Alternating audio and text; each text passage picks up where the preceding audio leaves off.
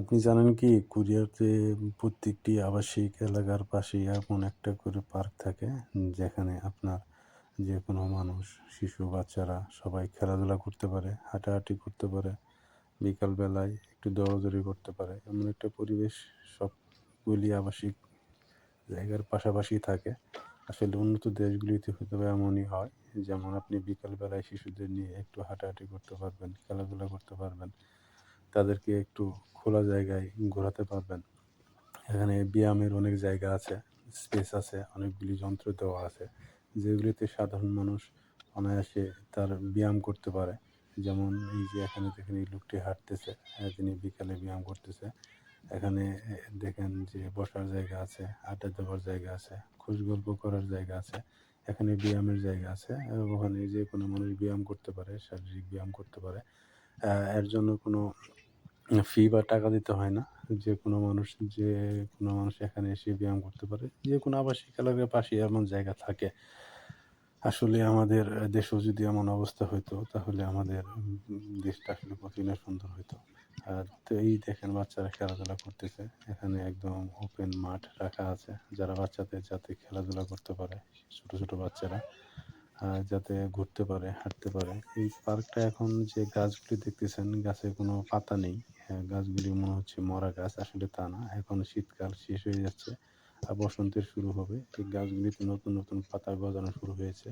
এই গাছগুলিতেই একেক সময়ে একেক ধরনের কালার আ পাতা গজাবে। কতটা লাল, কতটা সবুজ, কতটা হলুদ। অনেক সুন্দর পরিবেশের চারিদিকে ছেয়ে যাবে। দক্ষিণ কোরিয়ার সৌন্দর্য আসলে মনোমুগ্ধকর সৌন্দর্য। তারা আসলে এই বয়স্কদের জন্য এখানে রেস্টের জায়গা রাখছে। যাতে এখানে বয়স্করা এসে রেস্ট নিতে পারে, আড্ডা দিতে পারে, বসতে পারে। পরিবেশটা আসলে অসাধারণ, খুবই সুন্দর। তবে আপনাদের যদি এমন ভিডিও ভালো লাগে, আমাকে ফেসবুকের page, YouTube channel like, comment, subscribe, follow করে পাশে থাকবেন। নতুন, নতুন তথ্য নিয়ে আশা করি আপনাদের সামনে আসতে পারবো। তবে কোরিয়াতে জীবনযাপন যদিও অনেক কঠিন মনে হয় আমাদের। যে কাজ বেশি, আ কঠোর পরিশ্রম। পাশাপাশি আসলে আপনার রেস্ট নেওয়ার জন্য, নিজেকে ফিট রাখার জন্য ব্যবস্থা আসলে করা আছে সরকারের পক্ষ থেকে। প্রায় সব জায়গায় এরকম ব্যবস্থা আছে। তো আমাদের দেশে খেলার মাঠ নেই, বাচ্চারা খেলতে পারে না বিকালে।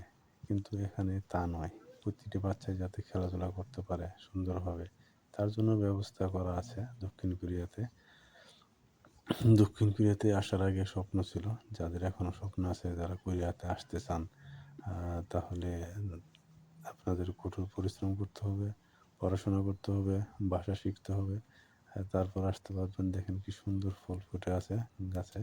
এটা আসলে পাতা না, এগুলি ফুল, সব ফুল। হলুদ ফুল। সামনে বসন্তকাল আসতেছে। আরো অনেক ফুল ফুটবে। আশা করি আপনাদের ভালো লাগবে। তবে আমাদের চ্যানেলকে লাইক, কমেন্ট, সাবস্ক্রাইব করে পাশে থাকবেন। আমরা আবার দেখা হবে নতুন কোনো বিষয়ে, নতুন বিষয় নিয়ে, নতুন ভিডিওতে। আসসালামু আলাইকুম।